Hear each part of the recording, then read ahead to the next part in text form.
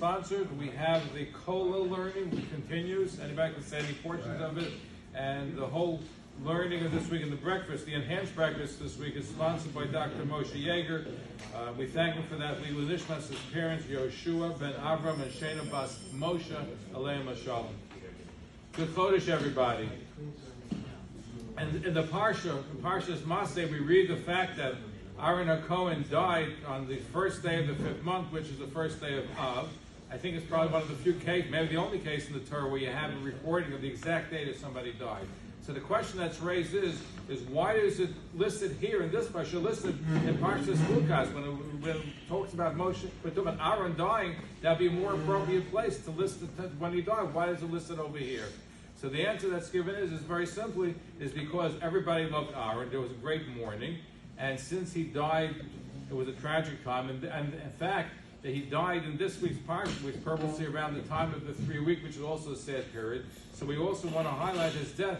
Dafka in this Parsha always falls around the time of his yahrzeit. The first half always falls out around the Parsha's Masei. So therefore, we want to commemorate his death because it's a sad time for Jewish people. I think Lubavitcher Rebbe says Aaron was known for promoting peace. And what's the reason? He really went to all extremes to bring peace. Everybody loved him. And what's the problem during this time of period is that we have siniskin, we hate each other. That's why the base of Minyan is not this rebuilt in our time.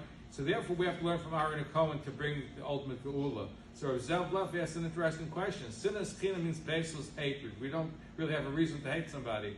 But maybe we do have a reason. How many people do you know hate people for no reason?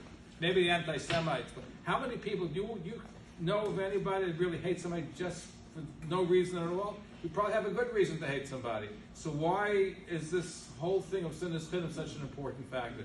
So I'd love to give a quick example of a teacher teaching a class. A boy is tapping on the desk. He tells him not to do it. He doesn't listen. He beats the boy up.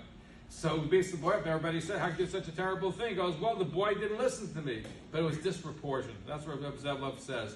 The whole thing of the crew, we can sometimes not like somebody. It's disproportionate. We blow things out of proportion. And that's what we have to do, is put things in perspective. And so many times we have fights over minor things, and we hate somebody for something which is so trivial. This is the time of year we should re-examine our efforts, learn from Aaron Hacohen that we should be able to love people and not blow things out of proportion, which leads to sinischinim, which blocks and prevents the base of Mikdash from being built in our day.